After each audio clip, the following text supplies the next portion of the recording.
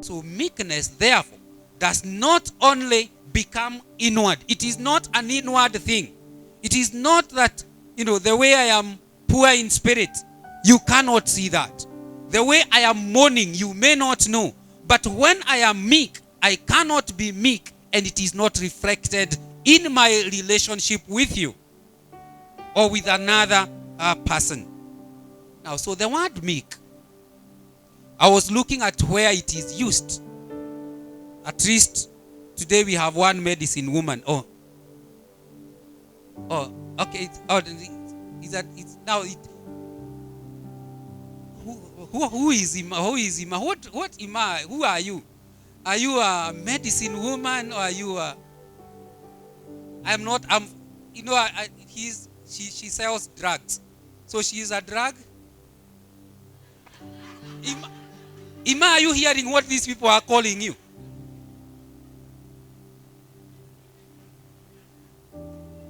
She's not a drug dealer. You people, she can be arrested. Now, one among the areas where the word meek is used is in the medical field. When you have a high fever, the doctor will prescribe to you a medicine that will soothe your fever. And that, we call that medicine meek. It meekens your fever. Secondly, the word meek is used so much in farming. How do we use it in farming? Farmers, people who breed.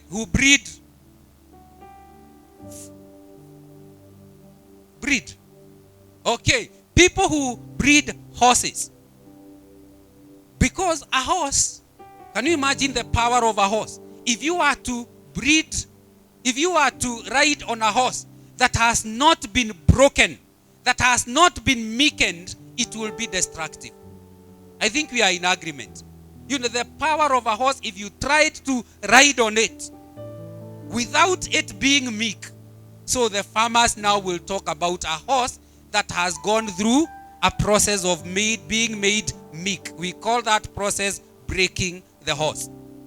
So the horse is the only thing that we use best when it is broken.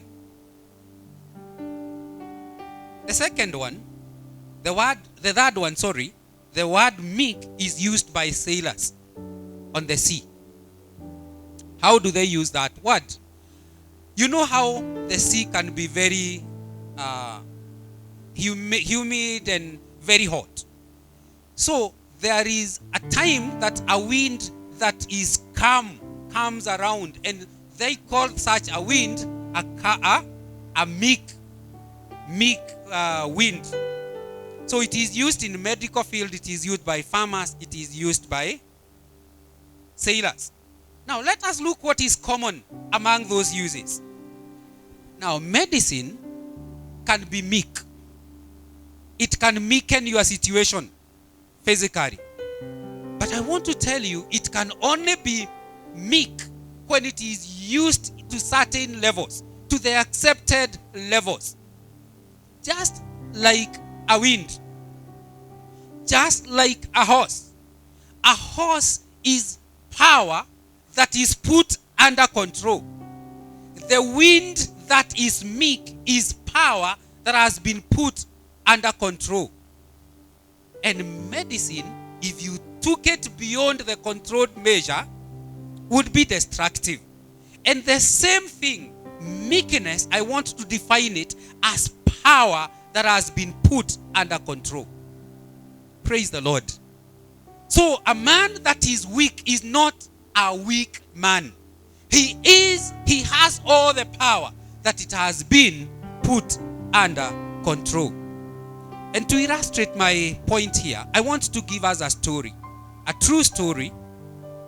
One day, in the mid-1930s, there were three guys who were traveling in a bus. And it pulled in a stage, and a fourth man walked in to a bus.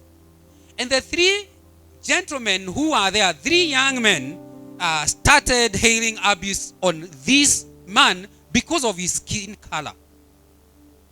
Because he was black, they started insulting him and inventing new ways of making him irritated.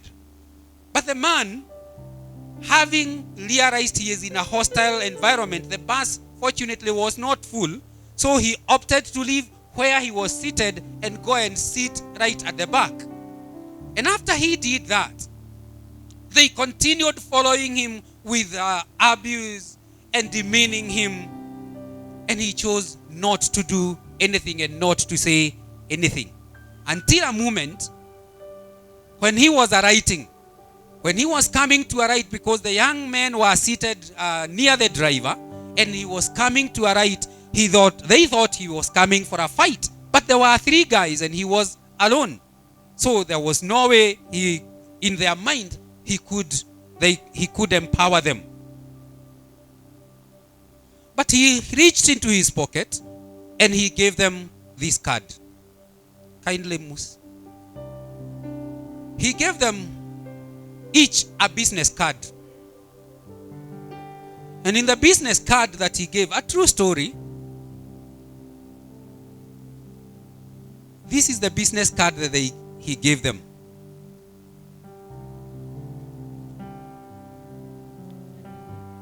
Now I think you are still getting, you are delaying to get my point. He reached into his pocket and he gave each of them a card reading. Can you read together with me? I want to read the history of Joe Ruiz, boxing record. In 1951, he had fought 69 fights. He had won 66 of them. And he had won by knockout 51 of them. And he had lost only 3. Now, these guys, and Joe gave this card, true story, he gave the card and he walked out. What I'm saying is, meekness is power under control. And Joe Ruiz gives a practical example of what it means to be meek. And Jesus says, blessed are the meek, for what will happen to them? They will inherit the earth. So allow me very, very fast. Sometimes time seems to be running very fast when I come here. I don't know how. Allow me very fast to look at 4 areas very fast that our meekness is tested or proven. Number 1, a weakness, the meekness of a man is proved when others wrong him. When others wrong us is when our meekness is proven. So, the meekness, whether I am meek or not, cannot be proven when I am just seated here alone. But wait until a time Dinelle is passing with her sharp Kong-kongs. I'm told they are called. Now, we are online, so people may not understand. What are Kong-kongs, by the way? High heels, shoes that have very pointed heels.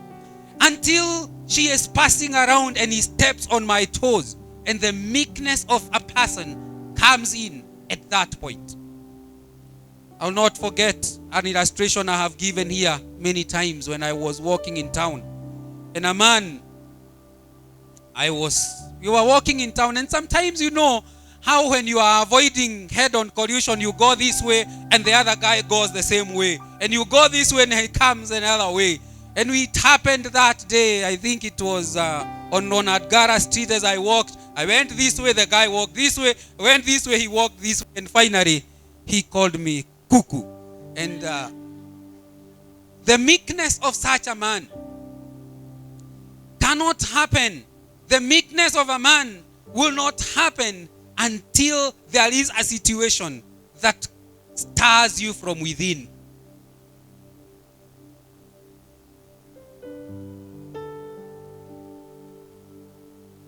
The meekness of such a person. And I remember it was around the same time. After being called cuckoo again, we were going for Acacia. And somebody came, and I don't know what I did. And somebody told me in a very, very bad way. He said that, English is very, very good. Kiswahili is very bad. But my mother tongue is worse. And somebody tells you that you look like your mother. It doesn't look very good. But the meekness of such a man would only be known when somebody tells you that you look like your mother. And I graciously asked him, "Hiya, you didn't know you know my mother. Everybody tells me the same." And for sure, meekness can only come out of you when you are stirred from within. There are people in this life. They are looking for an opportunity. They are looking for an opportunity to be very annoyed with others. In fact, there are people, a simple remark would turn to be an insult to them. You just mentioned a word, and so says, "I will not come back to that church because so and so said this about me." And I wouldn't give examples here because I know it will be funny, but it will hurt. Simple remark taken as insult by people that ought to be in one family. Things that were never intended to be harmful becomes very, very harmful, heard by some ears, simply because from deep within there is no meekness. The reconstruction of a situation, you wonder, what? Did she tell you that? Did he tell you that? And when you sit to listen, you are wondering, did all that story come from that remark? That remark only? And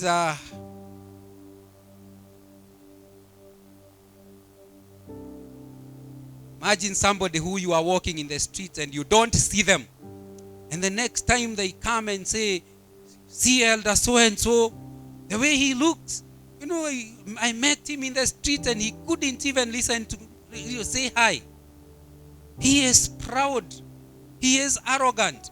And maybe it's only that our sister Damaris is short-sighted. She never saw you. But you are really constructing this to show that it is all meant for bad.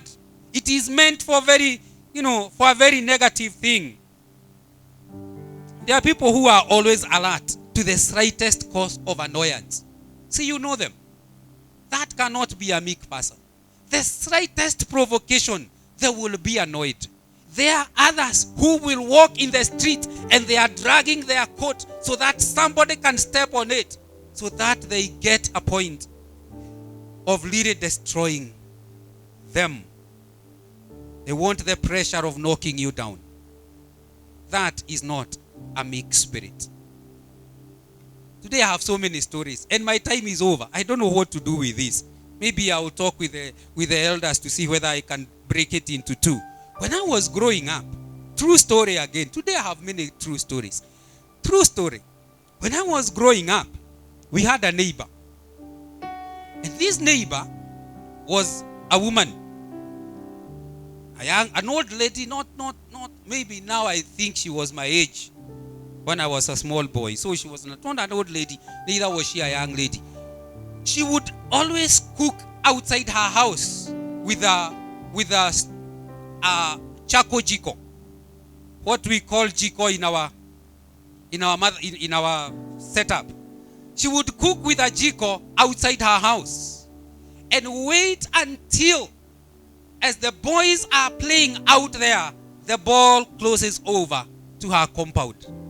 She would literally remove the pot, put it aside, and she would put the ball on top of the fire. And the next thing that you would hear as boys, you can only imagine.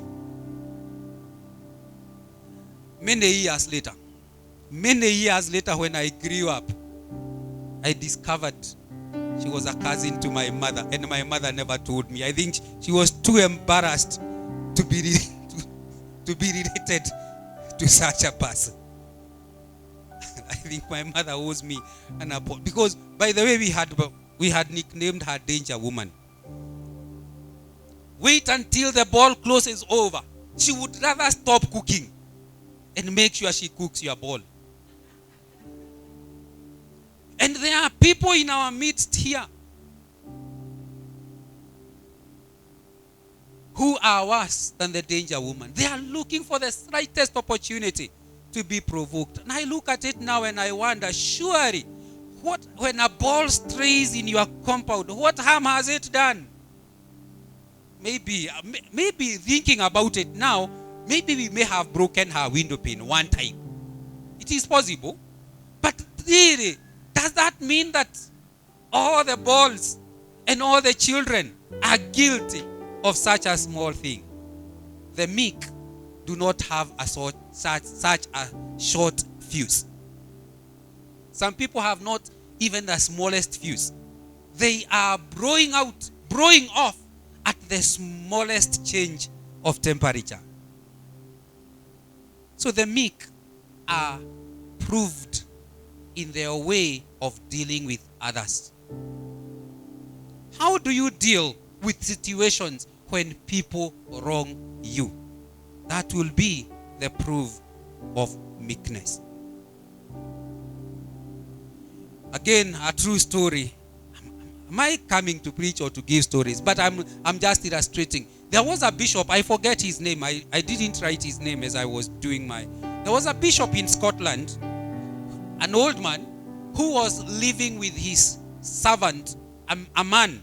The bishop was an old man, was living with a younger man for his servant.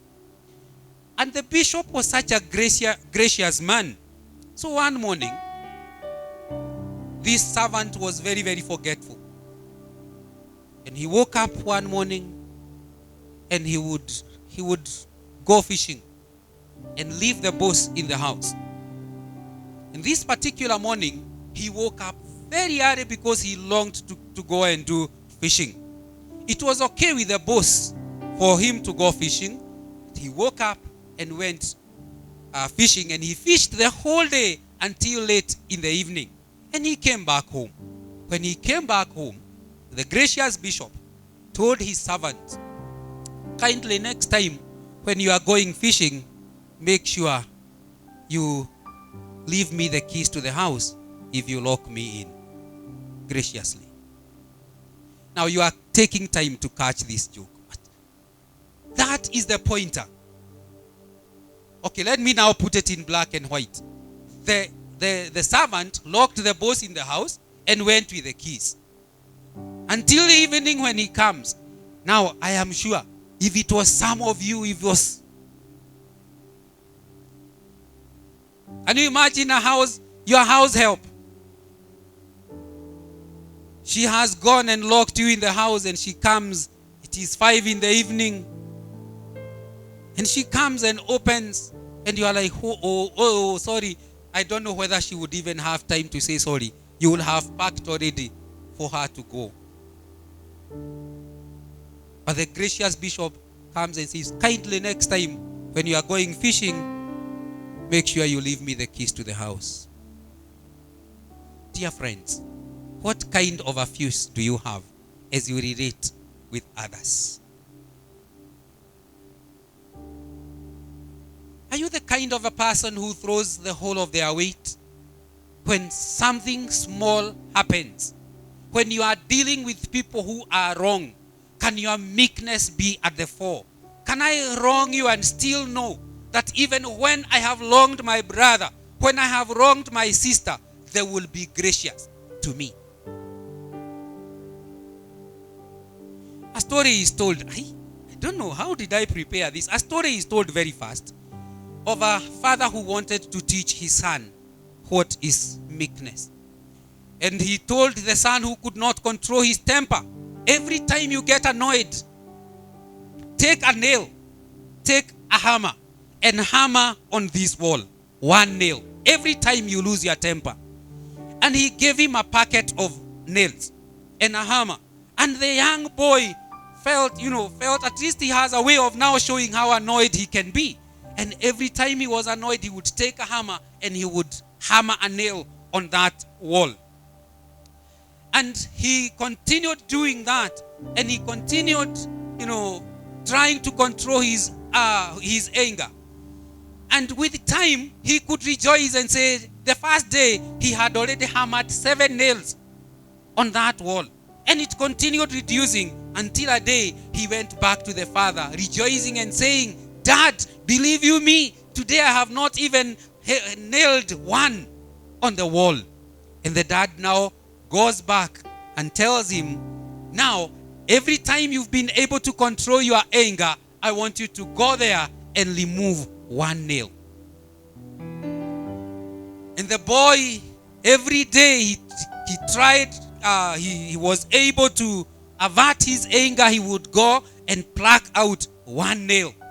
And finally, the day came when he went back to the father and told him, Dad, there is not even 1 nail on that wall. And the father now stood up from where he was and went back with him, with the boy, and told him, now, let us look at the wall. Yes, you have been able to remove all the nails, but this wall will never be the same. Irrespective of how much you do to try and repair it, it will always be weakened. Dear friends, has it ever occurred to you that every time you miss or you blow out, every time your fuse blows out and you do something, you are doing unrepairable damage both to you and to those who are around you? Among the things that have been a big test of meekness, I wanted to say my meekness, then I remembered my wife is here.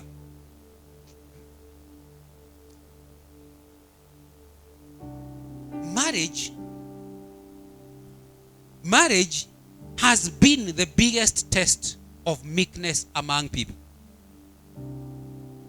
Marriage has the potential to make people so annoyed so often that it keeps trying you, and you may think you have overcome.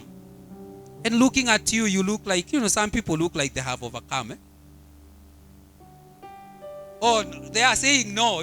When you look at James seated together with Vio, they look like they have overcome. But marriage is one pointer that really tests one's meekness. Sometimes you have packed many times and saying, in my mother tongue, it is even bad. They say what? No, ati sitanyolewa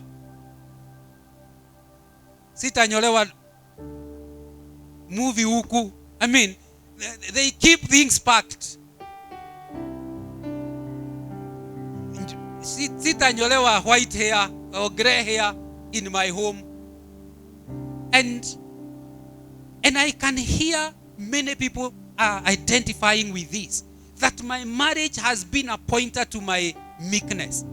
And some people have even said that marriage is a scam because of how testing it can be. But friends, I want to tell you, I am a testimony that though marriage can be tempting, though marriage has tested my meekness, there is no greater gift than that God has given me. I am a product of marriage. Because many times, I have wronged my wife. Many times, she has wronged me. So much. Oh, I should have said so much when I said I have wronged her. Many times, I have really wronged her. But dear friends, in that testing of meekness, I have been developed to who I am. I have been able to possess and to cover the grounds that I'm covering now because I have been tested. My meekness has really been tested and it has been proved. I am completely going on to inherit the earth. The second area in which people's meekness is tried is when they are wrong. We have dealt with when people are wrong. How do you deal with them? But when you yourself are wrong, is also a pointer to meekness. How do you deal with your situation when you are wrong? And I wish I had the time to read the book of 2 Samuel, chapter 12, verse 13, from verse 1 to 13. I will not read, but I want to read the very first line, the very last line of, let me read verse 12. Let me give you a background story. This is when David has been confronted by Nathan after sinning, after killing, after adultery, after killing, and after covering it up. So Nathan comes to David and he gives him a story. And this story is so bad that David is burning with, annoyance. Who can do this? He wants this man to be avenged. And he says, who can do this? Because the story goes like this. There are two people. One has a lot of wealth and many sheep. One has only one lamb who is part of the family. And the one who is rich comes and takes the sheep of this other and slaughters for his guest. When David is confronted, dear friends, he comes and says, such man, before he is told you are the one, he says, such man should pay, such man should die for his sins. And then Nathan turns around and tells him, you are that man. Fear the judgment of the sinners against their fellow sinners. Can you imagine if it is you who had done what David had done and you are taken to him? The judgment of sinners judging their fellow sinners. When you are wrong, do you get to answer like what David answered? I have sinned against the Lord. Many times. How many times have your juniors looked at you and they knew, this one, madam, you are wrong. But because I cannot look at you on the face and tell you you are wrong, I will let you burn your fingers. Guys in the office have looked at you, knowing you are clearly wrong, but they are your juniors. They cannot come and tell you, madam, here you are wrong. I remember one of our ministers who would tell the staff that you are not employed to think, you are employed to do what I say. Such a pity. When you are wrong, do you get time for a man to correct you and you do not justify yourself? And again, I am not giving you an example of my marriage. I am saying marriage is one area where someone is wrong, and instead of they saying I am wrong, they come and justify every bit of what they have done. How many times have you allowed your spouse to tell you, here, you may be my husband, but you are wrong? Many times the wife will tell the husband gets annoyed, not because he thinks he is right, but because he thinks he should not have been told. And the same happens, vice versa happens.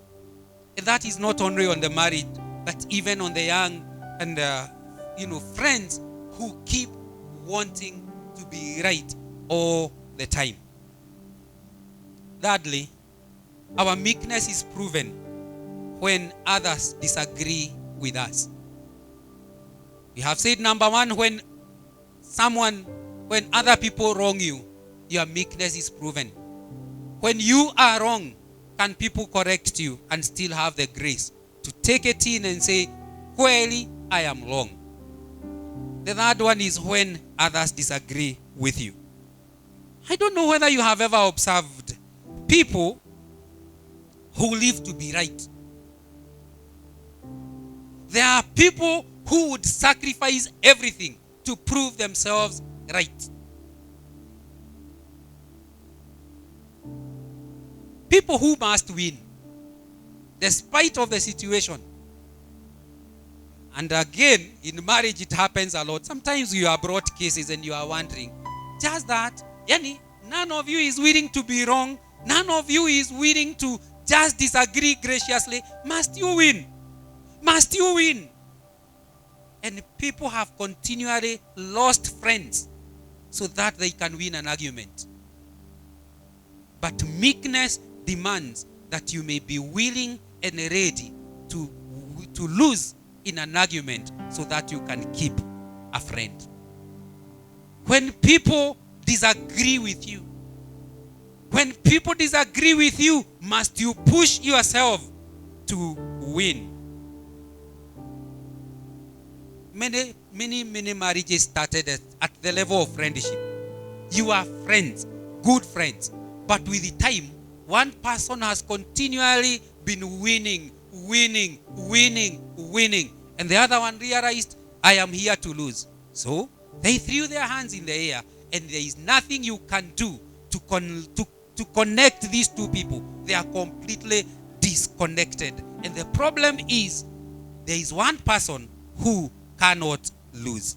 And Paul talks to Timothy in 2 Timothy 2:24 and 25. Sometimes it is good that you allow. I am waiting. Okay. 2 Timothy 2:25. Paul says, and the Lord's servant must not be quarrelsome, but kind to everyone, able to teach patiently, and enduring evil. Let's continue.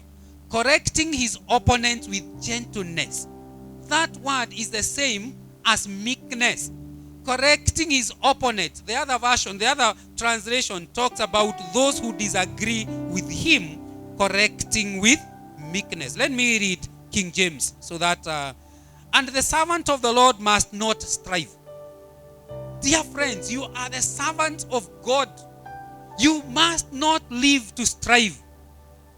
Must not strive, but be gentle unto all men, apt to teach, patient, in meekness instruct those who oppose you. If God peradventure will give them repentance to knowing of the truth. Dear friends, even when you feel that your other person is wrong, you can still be patient with them. Blessed are the meek. They shall inherit the earth. I must finish. I have only 3 minutes to finish this. And I have really rushed myself today. I think I should have been wiser to break it into 2. A few months ago, 2 ladies who are seated here came to me and told me, Pastor, you are wrong. You have done this and this and this. And it's not easy. But when people disagree with you, how do you project yourself? Are you able to say, even to your very son, to your very daughter, to your house girl, to your wife, to those who are junior, are you able to say, here we disagree, but I want to be gracious? Friends, when people disagree with you, you have an opportunity to prove your meekness. Blessed are the meek. Number 4, and finally, when others are more blessed than you. Meekness is proven when you come out of the parking and tell God, thank you so much for the brothers who are driving big cars in this community, for the brothers who are driving new cars in our church. And when God, when your neighbor is visited, please know that God is in your neighborhood, and he is coming your way. But if you come out of that place and you see the new cars and say, na ukiwaona wakiendesha hizi magari na hawawezi saidia wengine, dear friends, when God is in the neighborhood, he will show it by blessing those others. Praise be to the name of the Lord. And he is coming your way. When people are more blessed than you are, what is your attitude? The meek will accept the blessing of the neighbor, knowing that God is preparing me to possess such a blessing. My dad used to tell me that it's only a fool who says that all people should be poor. The first time we started ministry, The first time we started ministry, we were in a different setup. And in that setup, one time we went for a pastor's meeting. It was a big denomination. We went for a big a pastor's meeting. And one pastor came up with a solution to the problem of pastors that were driving big cars and others had nothing. And the solution he came up with was, let us sell these big cars and we buy. And then the one of them who had a big car said, even if we sold all the cars, cannot even fit. They cannot. We cannot have a budget to fit bicycles for all of you. Dear friends, when others are blessed, are you able to come out and say, thank God that Dinelle is blessed with a beautiful smile? That Dinelle is blessed with a beautiful new dress. I know God can do it for me. When people are blessed, it is a show of what happens within us. The meek will accept the blessing of others and will take it for their own blessing that will celebrate the doing of God. Do not allow to be trapped in the trap of comparison. It is a pointer to lack of meekness. You compare yourself with everybody else and you think you are the worst among equals. Dear friends, there is still somebody who is worse. You can afford to be happy. You can afford to celebrate. You can afford to rejoice at what God has done in your lives. Because the comparison or the trap of comparison will draw you into greed, wanting to hold everything that comes your way. And many people, particularly politicians, have walked their way through the blood of human beings to the seat that they sit on. But that should not be for the men and the women of God. Dear friends, if it cost you your testimony, you would rather be meek enough to let it go. In the office, if it cost you a testimony, dear friends, are you willing to let it go? The conclusion of my message is, my words may be forgotten very easily. My sermon can be forgotten very easily. But I plead that you may listen to the Master, who is a proof of being meek. Before I come to him, my very last illustration, I think my mother tongue was not very interesting. And no wonder we learned English and we speak in English nowadays.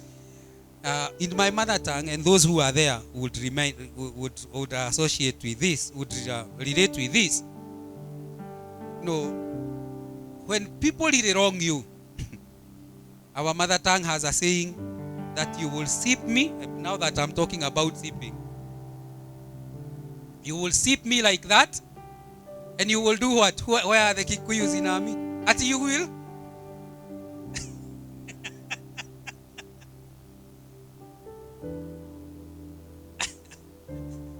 And some people who are Christians have gone on and said, you will sip me and you will sneeze me out.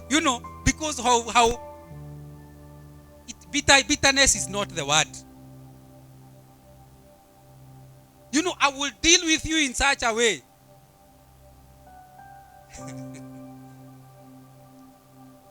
I'm sorry I'm not able to bring this out so well for people who are not understanding my mother tongue. But let us now conclude it with the words of Jesus. Jesus looked at his disciples together with those who have come to listen to him.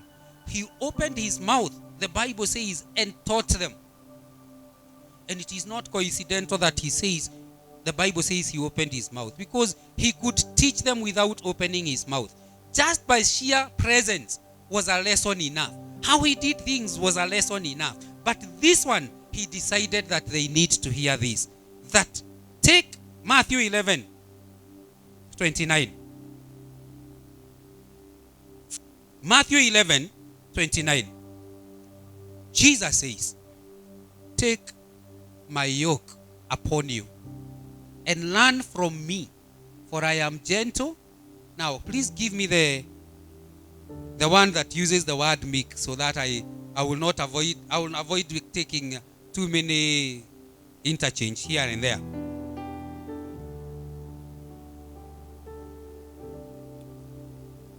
All right, forget it. You can substitute that word for meek. Jesus says, take my yoke upon you. Learn from me. What are you learning? For I am meek and lowly in heart. You will find rest for your souls. For my yoke is easy and my burden is light. Friends, do you want to enjoy a calm, cool life? Take it from Jesus. Learn from me. I am meek. I am lowly. And I am lowly at heart. You will find rest for your souls. Stop striving. Learn from him. Because he is telling you, blessed are the meek. You can be meek in how you deal with others and how you express yourself.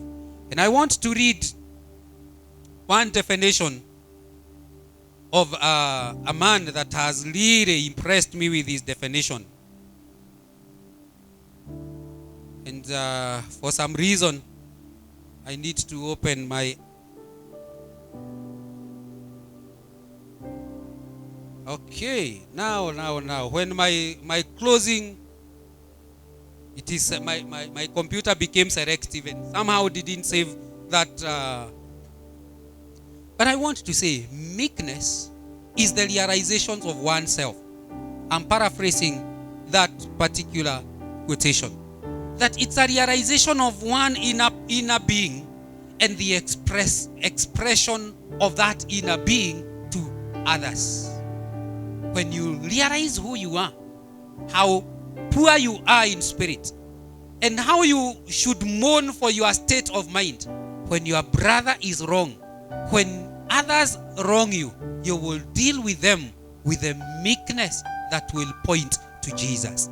And it will be, Jesus will say that indeed, this one has learned from me, for I am meek and lowly of heart.